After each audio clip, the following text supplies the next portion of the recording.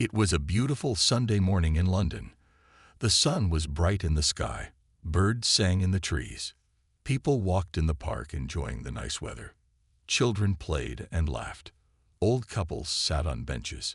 Young people jogged on the paths. Everyone was happy and peaceful. Then came the sound of a loud motorcycle. The peaceful morning was broken by its angry roar. People turned to look at the source of the noise. A big black motorcycle came down the street. On it was a man named Marcus. Marcus was not a nice man. He was tall and strong. He had tattoos on his arms. He wore all black leather. His face always looked angry. He had a thick beard and cold eyes. People moved out of his way when they saw him coming. Mothers pulled their children closer. Even dogs seemed to sense that he was trouble. Marcus liked that people were afraid of him. He enjoyed making others feel small and scared.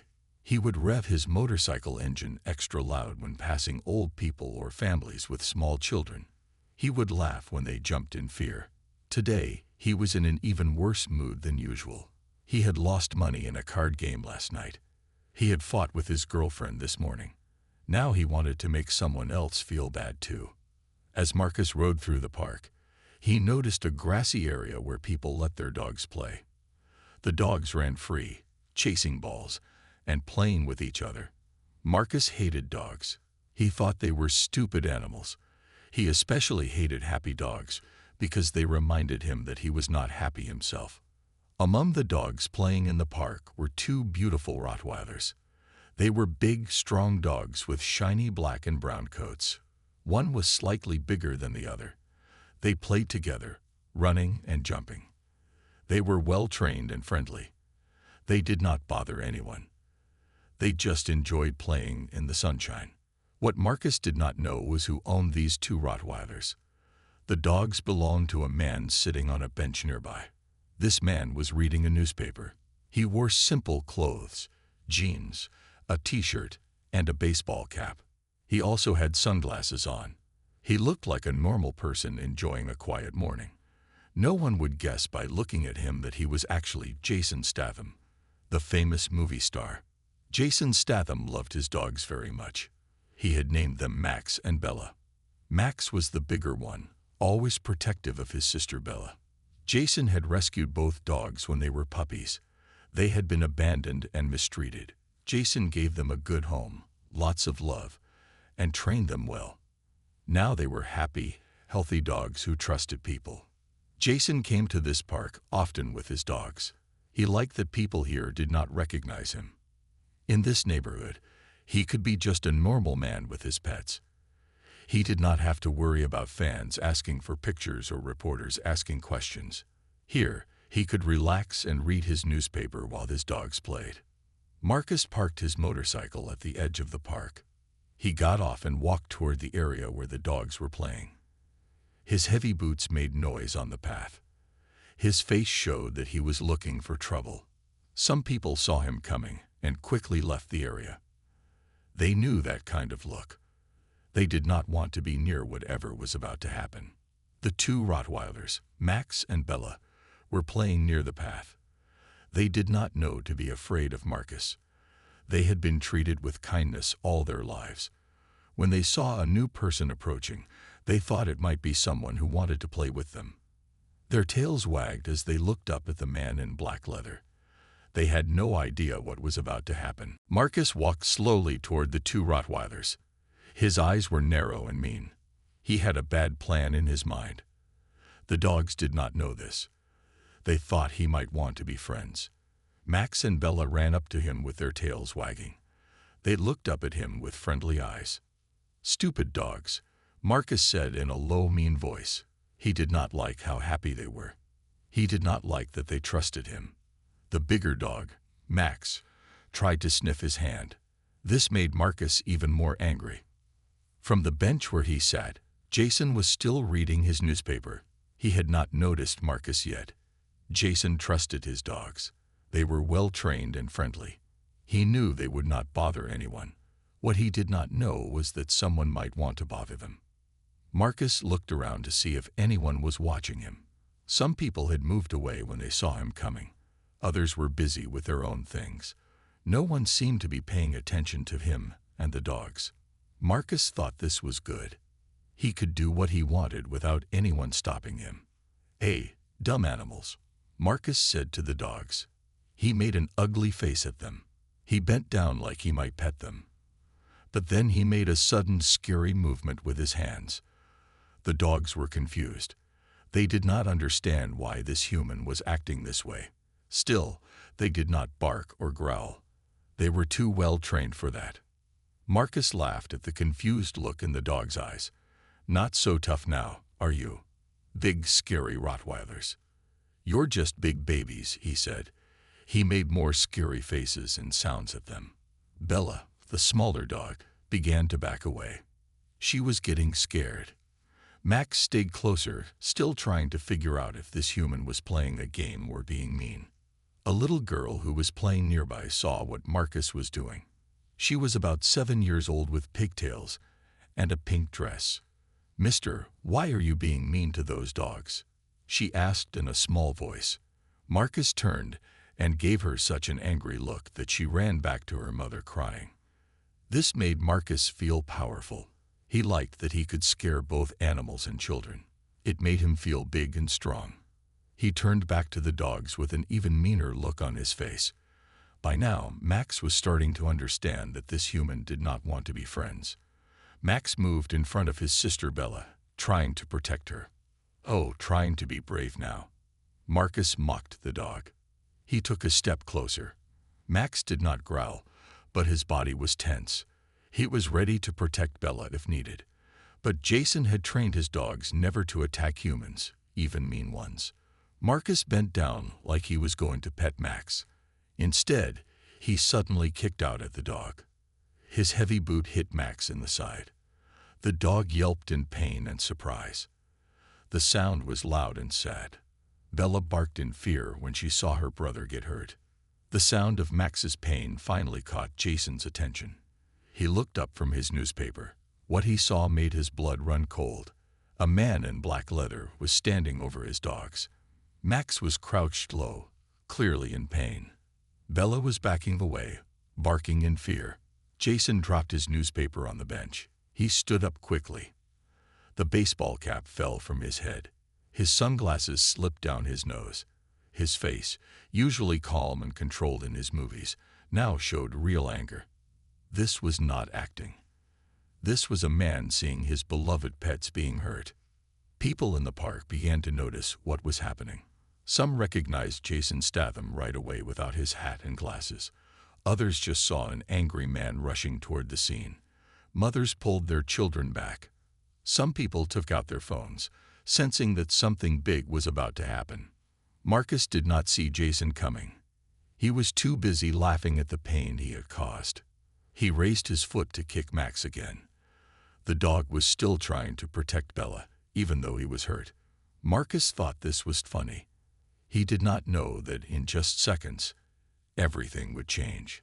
He did not know that the owner of these dogs was not just any man, but someone who had played tough, protective heroes in movies for years. And now, that man was about to be a real-life hero for his dogs. Jason moved fast across the grass. His face was hard with anger. People stepped out of his way. They could see that he was very upset. Some people now recognized who he was. They whispered to each other, "That's Jason Statham, the movie star. What's going on?" Marcus was about to kick Max again. The dog was still trying to protect Bella. Then Marcus heard a deep, angry voice behind him. "What do you think you're doing to my dogs?" Marcus turned around slowly. He was ready to yell at whoever was bothering him. He liked to scare people. He thought he could scare this person too. But when he saw who was standing there, his face changed. Jason Statham stood just a few feet away. He was not very tall, but his body was strong and powerful. His eyes were cold with anger. Even though he wore simple clothes, there was no mistaking who he was.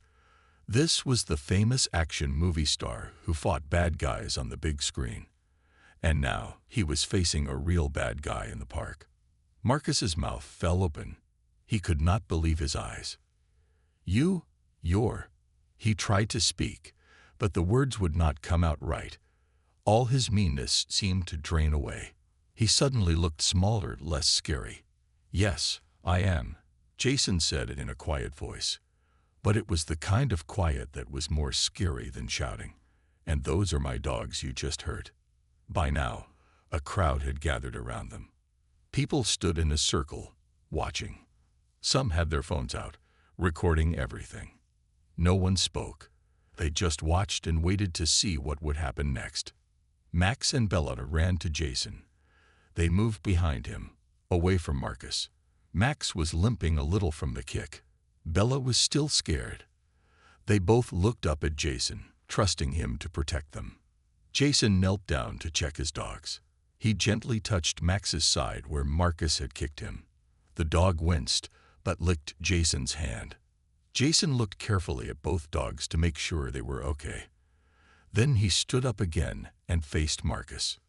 "Those dogs," Jason said, pointing at Max and Bella, "they never hurt anyone. They are friendly and good. They came to you because they trusted you, and you hurt them for no reason." Marcus tried to think of something to say. He wanted to sound tough, but he couldn't. Not in front of Jason Statham and all these people watching. "I was just playing around," he mumbled. Even he knew this was a bad excuse. "Playing?" Jason's voice got even quieter. "You call kicking a defenseless animal playing?" A woman in the crowd spoke up. "He was being horrible to those dogs. My daughter saw it first, and he scared her too." Other people nodded. They had seen what happened. Marcus looked around. Everyone was staring at him. Their faces showed that they were against him. No one was on his side. For the first time in a long time, Marcus felt ashamed. He was used to being feared, not judged. "Look, I'm sorry, okay?" Marcus said, not sounding very sorry at all. He started to back away. He wanted to leave before things got worse. Jason did not move. "Sorry isn't good enough," he said. "When you hurt someone weaker than you, just saying sorry doesn't fix it." A park security guard had noticed the crowd and came over. "What's going on here?" he asked. Then he recognized Jason. "Mr. Statham, is everything okay?" "No," Jason said. "This man," he pointed at Marcus, "kicked my dogs and scared them. There are witnesses and videos." The security guard looked at Marcus with a serious face. "Sir, animal cruelty is against the law. I'm going to have to ask you to stay here while I call the police." Marcus's face went pale. "The police? For kicking a dog? Come on. That's too much." He looked around for support, but found none. Everyone was looking at him like he was the bad guy in a movie. And in a way he was. Jason stood tall, his dog safe behind him. He did not look like he was acting in a movie now. This was real life, and he was really angry. Marcus had made a big mistake. He had hurt the beloved pets of a man who was not afraid to stand up to bullies, and now he was going to face the consequences of his actions. Marcus looked nervously at the security guard. Then he looked at Jason Statham. Then he looked at all the people watching with their phones out. This was bad. Very bad. He was in big trouble now. "Please," Marcus said, trying to sound nice for once. "I made a mistake. I'm having a bad day. Can't we just forget about this?" Jason shook his head. A bad day is not an excuse to hurt others, especially those who can't defend themselves. His voice was firm. He was not going to let Marcus go easily. The security guard took out his phone to call the police. Marcus started to panic. He had been in trouble with the police before. He did not want to go through that again. "Wait," Marcus said. "What if I make it right somehow? What can I do to fix this?" Jason looked down at his dogs. Max was still staying close to him, pressing against his leg. The dog was still nervous after being kicked. Bella was hiding behind both of them. Jason gently patted Max's head to comfort him. "These dogs were rescued," Jason said. "Before I adopted them, they were abused and abandoned. It took months for them to learn to trust humans again, and in just a few minutes you brought back all that fear." People in the crowd were listening carefully. Some looked sad when they heard about the dog's past. Others looked even more angry at Marcus. A middle-aged woman stepped forward. She wore a badge that said, Animal Protection Society. She had been walking through the park when she noticed the crowd. I couldn't help overhearing, she said. I work with a local animal shelter. If there's been a case of animal abuse, I can help file a report. The security guard nodded. That would be helpful, Mom. Marcus felt trapped. More and more people were getting involved. His bad actions were catching up with him. He was not used to facing consequences for the mean things he did. Look, Marcus said, his voice shaking a little now. I never hurt animals before. I don't know what came over me. Please, give me a chance to make this right. The woman from the Animal Protection Society looked at him carefully. We take animal cruelty very seriously, she said, but we also believe in rehabilitation.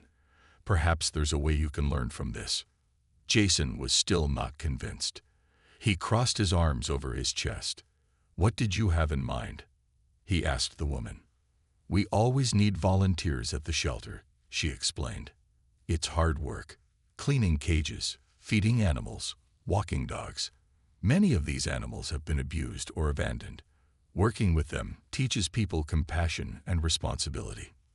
The security guard nodded. That could work. Instead of pressing charges, he could do community service at the animal shelter. But that's up to Mr. Statham, since it was his dogs that were hurt. Everyone turned to look at Jason. It was his decision now. He could insist that Marcus be arrested and charged with animal cruelty, or he could give him a chance to learn and change. Jason looked at Marcus for a long time. The biker was not looking so tough anymore. His shoulders were slumped. His eyes were on the ground. He seemed smaller somehow. How many hours of volunteer work? Jason asked the woman. For something like this, I would say at least 100 hours, she replied. That's about 3 months of weekends. Marcus's eyes widened. 3 months. That's a long time.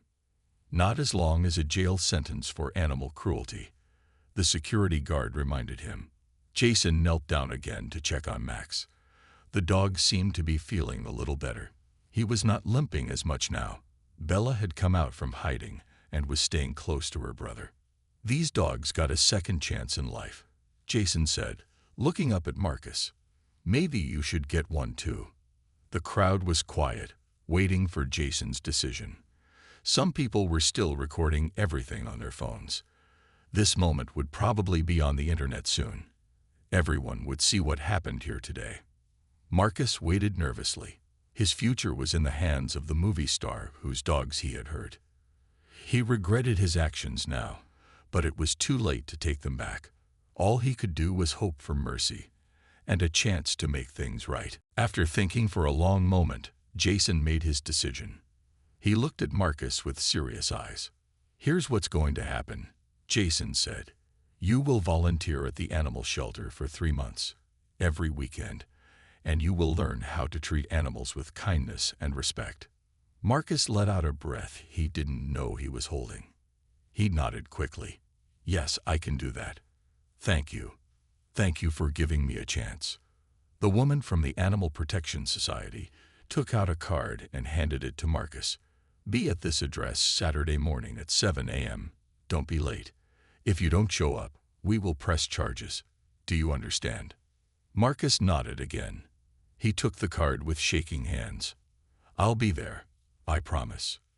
The security guard wrote down Marcus's name and information. I'll be checking with the shelter to make sure you follow through, he warned. This is your one chance to make things right. The crowd began to break up now that the drama was ending. Some people still looked at Marcus with angry eyes as they walked away. Others went up to Jason to ask for pictures or autographs. He politely asked them to wait, as he needed to take care of his dogs first. Jason knelt down to check Max and Bella again. A young woman stepped forward. She had been watching quietly from the edge of the crowd. Excuse me, she said softly. I'm a veterinarian. Would you like me to take a look at your dogs, just to make sure they're okay? Jason looked up with gratitude. That would be great. Thank you. The vet carefully examined Max, gently touching his side where Marcus had kicked him. He might have some bruising, but I don't feel any broken ribs. He seems to be a strong, healthy dog. I'd suggest keeping an eye on him for the next day or so. If he shows signs of pain or doesn't want to eat, you should bring him to a clinic. Jason thanked her for her help. The vet also checked Bella, who seemed physically fine but still nervous. Animals can be emotionally affected by traumatic events, just like people, the vet explained. Give her extra love and attention for the next few days. Marcus watched all this from a few feet away. He saw how many people cared about these dogs. He saw how gentle Jason was with them, and how worried he had been. For the first time, Marcus began to understand that animals had feelings too. They could be hurt, scared, and traumatized. They weren't just dumb animals like he had thought. Before Marcus left, Jason walked over to him. The two men stood face to face. Jason was calm now, but his eyes were still serious. "Those dogs you hurt today," Jason said, "they are family to me. They love unconditionally. They don't judge. They don't hate. They forgive easily. There's a lot humans can learn from dogs." Marcus nodded, unable to meet Jason's eyes. "I'm really sorry," he said, and this time he meant it. "I never thought about it that way before." "Well, you'll have 3 months at the shelter to think about it," Jason replied. "Maybe this will be good for you. Maybe you'll learn something important." As Marcus turned to leave, Jason called after him. "And Marcus, if I ever hear that you've hurt another animal again, a shelter will be the least of your worries." The tone of Jason's voice made it clear that this was not an empty threat. Marcus swallowed hard and nodded. Then he walked away quickly, feeling the eyes of everyone in the park following him. Back at his motorcycle, Marcus sat for a long time without starting the engine. He thought about what had happened. He thought about the fear in the dog's eyes when he had been mean to them. He thought about how quickly things had changed when Jason Statham appeared. He thought about the 3 months of work ahead of him at the animal shelter. For the first time in years, Marcus felt ashamed of himself, not just because he had been caught or because he was in trouble, but because he knew he had done something truly wrong. As he finally started his motorcycle and drove away, he was a little quieter, a little less aggressive than when he had arrived at the park that morning. Saturday morning came quickly. Marcus stood outside the animal shelter at 6:55 a.m. He was nervous. He had never been to a place like this before. The building was old but clean. A sign above the door said, "Hopeful Paws Animal Shelter." Marcus wore simple clothes today, jeans and a t-shirt instead of his leather biker outfit. He wanted to make a good first impression. He took a deep breath and walked through the front door. Inside, the shelter was already busy. Workers moved around quickly, carrying food and supplies. Marcus could hear dogs barking from another room. A woman at the front desk looked up as he entered. "Can I help you?" she asked. "I'm Marcus," he said quietly. "I'm here to start my volunteer work." The woman checked a list on her desk. "Ah, yes, Marcus, the special case." She gave him a long look. "Sarah told me about you. I'm Linda, the shelter manager." Marcus shifted uncomfortably. He wondered how much Linda knew about what had happened in the park. "Follow me," Linda said, standing up. "Let me show you around and explain what you'll be doing here." Linda took Marcus through the shelter. First, they went to the dog area. There were about 30 dogs of all sizes, colors, and breeds. Some barked excitedly when they saw people. Others lay quietly in their kennels, looking sad or scared. "Most of these dogs have had hard lives," Linda explained. "Some were abandoned. Some were abused. Some were found on the streets, half-starved. Our job is to care for them, help them trust humans again, and find them loving homes." Next, they went to the cat room. There were cats of all ages, from tiny kittens to old cats with gray fur. Some played with toys. Others slept in soft beds. "Same story with the cats," Linda said. Each one has its own sad story of how it got here, but we try to give them all happy endings. Linda then showed Marcus a large storage room full of food, blankets, toys, and cleaning supplies. "This is where you'll start today," she said. "We need all these kennels cleaned, fresh water in every bowl, fresh food for everyone, clean blankets." She handed Marcus a broom, mop, and bucket. "Once the cleaning is done, the dogs need to be walked. Every dog gets at least 15 minutes outside.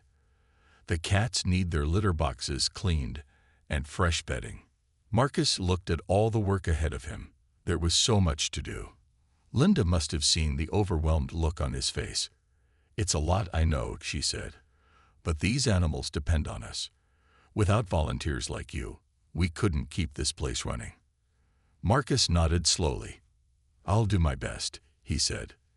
Linda's face softened a little. "Sarah told me why you're here, about what happened with Jason Statham's dogs." Marcus looked down at his feet, embarrassed. "Everyone makes mistakes," Linda continued.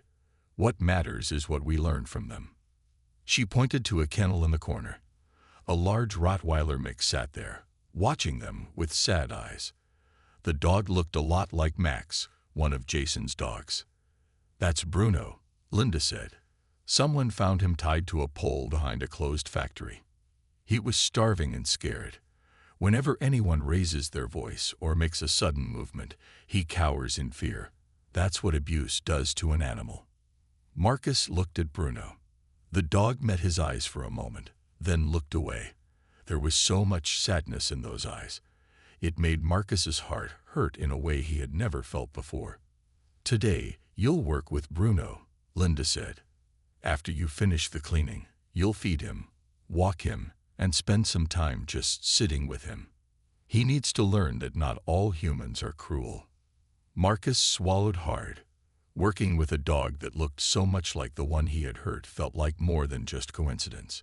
It felt like the universe was giving him a lesson. "Okay," Marcus said quietly. "I'll take good care of him." Linda handed him a schedule. "You'll be here every Saturday and Sunday, 7 a.m. to 5 p.m. for the next 3 months. It won't be easy, but by the end of it, you might be surprised at how much you've changed." Marcus looked around at all the animals in the shelter. He thought about the work ahead of him. 3 months had seemed like a long time in the park. Now, looking at all these animals that needed help, he wondered if it would be enough time to make a difference, both for them and for himself. Weeks passed as Marcus continued his work at the animal shelter. Each weekend, he arrived early and stayed late. The work was hard. His hands became rough from cleaning. His clothes often smelled of dog food and cleaning supplies. His back ached from bending and lifting all day, but he never complained. Linda noticed the change in Marcus. When he first came to the shelter, he barely spoke to anyone. He did his work quickly and tried to avoid touching the animals. Now, 6 weeks into his community service, he was different. He talked softly to the dogs as he cleaned their kennels. He took extra time with the scared ones. He even smiled sometimes. But the biggest change was with Bruno, the Rottweiler mix. At first, Bruno would hide in the corner of his kennel when Marcus approached. The dog remembered how humans had hurt him before. He didn't trust anyone, especially not someone with Marcus's big build and deep voice. Marcus was patient. Every day, he would sit near Bruno's kennel and just talk. He told Bruno about his day, about the weather, about anything he could think of. He didn't try to touch the dog. He just wanted Bruno to get used to his presence. "You're making progress with him," Linda said one day as she watched Marcus sitting near Bruno's kennel. "Most volunteers give up on the scared ones. They want the friendly dogs that wag their tails and give kisses." Marcus shook his head. "I'm not giving up on him," he said. "I know what it's like to put up walls to keep people away. That's what Bruno is doing." Linda looked surprised. "That's very insightful," she said. "You've been paying attention." After 2 months at the shelter, something special happened. Marcus was putting fresh food in Bruno's bowl when the dog did something new. Instead of waiting for Marcus to leave before eating, Bruno came forward while Marcus was still there. He sniffed Marcus's hand gently. Then, very slowly, Bruno licked Marcus's fingers. Marcus froze. He didn't want to scare Bruno with any sudden movements. The dog looked up at him with eyes that were no longer full of fear. There was trust there now. A small spark of it, but definitely trust. "Good boy," Marcus whispered. His voice was thick with emotion. "You're such a good boy, Bruno." Linda had been watching from across the room. She came over slowly, not wanting to disturb the moment. "Well, look at that," she said softly. "Bruno has decided you're okay." Marcus couldn't explain the feeling in his chest. It was warm and big, and almost painful. He had never felt anything like it before. Is he going to find a home soon?" Marcus asked. Linda sighed. It's hard to place the older dogs, especially the big ones with a history of abuse. People want puppies. They want dogs without problems. Marcus thought about this as he continued his work that day. He thought about Bruno, who had been hurt by humans, but was still able to trust again. He thought about Max and Bella, Jason Statham's dogs, who had also been rescued from a bad situation. He thought about how different his life had become since that day in the park. That evening, as Marcus was getting ready to leave, he had an idea. He went to find Linda in her office. She was doing paperwork and looked tired. "Linda," Marcus said, what if I adopted Bruno?" Linda put down her pen and looked at Marcus with surprise. "You want to adopt Bruno? Are you serious?" Marcus nodded. "I've been thinking about it all day. I live alone. I have a small yard. I could take good care of him." Linda studied Marcus's face. Taking care of a dog is a big responsibility. It's not just weekends. It's every day for years. Are you ready for that? Marcus thought about his life before. How he rode around on his motorcycle, trying to scare people, trying to feel powerful. That life seemed empty now. "I'm ready," he said. "Bruno deserves a good home. And I think we could help each other." Linda smiled, the first real smile she had ever given Marcus. "Well, there's a lot of paperwork. And we'd need to do a home check. But if you're serious about this, I think it would be wonderful for both of you." As Marcus drove home that night, he felt different. For the first time in a long time, he was excited about tomorrow. He had plans to make. He needed to get dog food, a bed, toys. He needed to make his home ready for Bruno. He had a purpose now, and it felt good. 2 weeks later, Marcus's home was ready for Bruno. He had cleaned his small house from top to bottom. He had fixed the fence in his yard to make it safe. He had bought a big dog bed, food bowls, toys, and the best dog food he could find. Everything was perfect. Today was the day Bruno would come home with him. Marcus's community service at the shelter was officially over, but he had already told Linda he wanted to keep volunteering. The shelter needed help, and he had found that he enjoyed the work. Linda brought Bruno out to Marcus's car. The dog was excited today, wagging his tail as he walked beside Linda. He looked healthier now. His coat was shiny, and he had gained weight. But the biggest change was in his eyes. They no longer showed fear.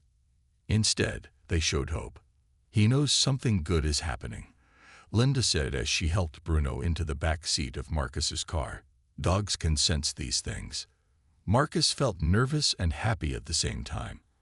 "I'll take good care of him," he promised. "He'll never be afraid or hungry again." Linda handed Marcus a folder with Bruno's medical records and adoption papers. "I know you will," she said. "You've changed a lot since you first came here, Marcus." Marcus thought about that as he drove home with Bruno. He had changed. The angry man who had kicked a dog in the park seemed like a different person now. That man had been full of anger and meanness. He had wanted others to fear him. Now, all Marcus wanted was to be worthy of Bruno's trust. At home, Marcus showed Bruno around slowly. He let the dog explore each room at his own pace. Bruno sniffed everything with great interest. When he found his new bed in the living room, he looked at Marcus as if asking if it was really for him. "It's all yours, buddy," Marcus said with a smile. That evening, Marcus and Bruno sat on the porch together. Bruno rested his head on Marcus's knee. Marcus gently stroked the dog's ears. It was a peaceful moment. Marcus thought about how different his life had become in just 3 months. His phone rang, interrupting his thoughts. It was Linda from the shelter. "Marcus, something amazing has happened," she said, sounding excited. "A reporter did a story about our shelter. She mentioned you and Bruno, how you came to volunteer because of community service and ended up adopting one of our hardest-to-place dogs." Marcus was surprised. "A reporter? I didn't talk to any reporter." "No, but I did," Linda explained. "I didn't use your full name, don't worry. But the story has gone viral online. And guess who saw it and called the shelter?" Marcus couldn't imagine. "Who?" "Jason Statham." Linda sounded like she could hardly believe it herself. "He remembered you from the park incident. He wants to meet you and Bruno. He's doing a fundraiser for animal shelters, and he wants you both to be part of it." Marcus was shocked. Jason Statham wanted to meet him again. After what he had done to the actors' dogs, it seemed impossible. "Are you sure?" Marcus asked. "Why would he want to see me?" "He said something about second chances," Linda replied, "and about how your story could inspire others to change. Will you do it? The fundraiser could help so many animals like Bruno." Marcus looked down at Bruno, who was now sleeping peacefully with his head still on Marcus's knee. This dog had been given a second chance, and Marcus had been given one too. "Yes," Marcus said. "We'll do it. Bruno and I will be there." After hanging up, Marcus sat quietly for a long time. He thought about how one bad day in the park had changed everything. He had hurt innocent animals and had faced the consequences. But instead of ruining his life, those consequences had led him to Bruno and to a new way of living. Marcus had learned that it's never too late to change. It's never too late to become a better person. As the sun set, casting a warm glow over Marcus and his new dog, he felt something he hadn't felt in years. He felt at peace. The next challenge would be facing Jason Statham again. Marcus wasn't sure what he would say to the man whose dogs he had hurt, but he knew he needed to thank him. Without that moment in the park, without Jason's decision to give him a second chance, Marcus would never have found Bruno. He would never have found his way to a better life. The day of the fundraiser arrived. It was being held in the same park where Marcus had encountered Jason Statham and his dogs 3 months ago. This time, Marcus walked into the park with Bruno by his side. Bruno was wearing a new collar and leash. Marcus had also changed. He wore clean jeans and a nice shirt instead of his old leather biker outfit. But the biggest change was in his face. He looked calmer, happier. The park was full of people and dogs. Colorful tents were set up with signs for different animal shelters. There were games, food stands, and a small stage. Many people were taking pictures with Jason Statham, who stood near the stage with Max and Bella. The 2 Rottweilers looked healthy and happy, playing with children who petted them gently. Marcus felt nervous as he approached. What would Jason think of him now? Would he still be angry? Would Max and Bella remember him and be afraid? Linda from the shelter saw Marcus and came over quickly. "You made it," she said, smiling. "Jason has been asking when you would arrive. He's excited to meet Bruno." Marcus found that hard to believe. Really? He's not angry anymore. "See for yourself," Linda said, leading Marcus toward the stage. When Jason saw Marcus, he excused himself from the people he was talking to and walked over. Max and Bella followed him. Marcus held his breath, not sure what would happen next. "Marcus," Jason said, extending his hand. "Thank you for coming." Marcus shook Jason's hand, surprised by the warm welcome. "Thank you for inviting us. This is Bruno." Jason knelt down to Bruno's level. "Hello, Bruno," he said softly. Bruno sniffed Jason's hand, then wagged his tail. Jason smiled and looked up at Marcus. He seems like a great dog. He is, Marcus agreed. He's changed my life. Jason stood up again. Linda told me about your work at the shelter, about how you kept volunteering even after your community service was done, about how you adopted Bruno when no one else would. Marcus looked down, feeling a mix of pride and embarrassment. It was the right thing to do. It was, Jason agreed. And that's why I wanted you here today. Your story is powerful. It shows that people can change. It shows that second chances are important. Marcus was surprised. You want me to tell my story? Even the bad part about what I did to your dogs? Jason nodded. Especially that part. Because without that mistake, without that moment, you might never have found your way to Bruno. Sometimes our worst moments lead us to our best changes. Max and Bella were sniffing Bruno now. The three dogs seemed to be getting along well. There was no fear, no tension between them. It was as if they understood something that many humans didn't, that forgiveness is possible, that the past doesn't have to control the future. Soon, it was time for Jason to speak on stage. He invited Marcus and Bruno to join him. Marcus had never spoken in front of so many people before. His hands were shaking as he walked up the steps to the stage. Jason spoke first, telling the crowd about animal shelters and why they needed support. Then he introduced Marcus and Bruno. This man and this dog have an incredible story, Jason said. 3 months ago, Marcus and I met in this very park, under very different circumstances. Today, I'm proud to call him a friend and a fellow animal advocate. Marcus stepped forward. His voice shook a little as he began to speak. My name is Marcus, he said.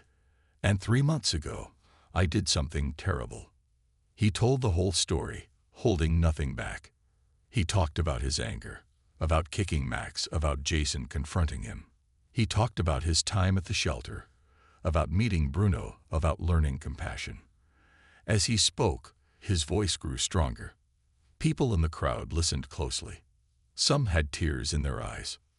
Bruno and I both got second chances, Marcus concluded, and we're both better for it. If I can change, anyone can. The crowd applauded loudly. Jason put a hand on Marcus's shoulder, a gesture of respect and friendship. Bruno sat proudly at Marcus's feet. Max and Bella were nearby with a volunteer, watching calmly. Later, as the fundraiser was ending, Jason pulled Marcus aside. You did well today, he said. Your story helped raise more money than we expected. Many animals will have better lives because of you. Marcus shook his head in wonder. 3 months ago, you could have had me arrested. Instead, you gave me a chance to be better. I'll never forget that. Jason smiled. Everyone deserves the opportunity to change, to grow, just like these dogs. He pointed to Max, Bella, and Bruno, who were all playing together now, as if they had always been friends. As Marcus walked home with Bruno that evening, he thought about how much his life had changed. One bad day, one terrible mistake, had led him down a path he never expected. He had lost his anger and found compassion. He had feared punishment but found redemption. And most importantly, he had found Bruno, a friend who would walk beside him on this new journey. Sometimes, the worst moments can lead to the best changes. Sometimes, a mistake can be the first step towards something wonderful. Marcus had learned this lesson, and he would never forget it.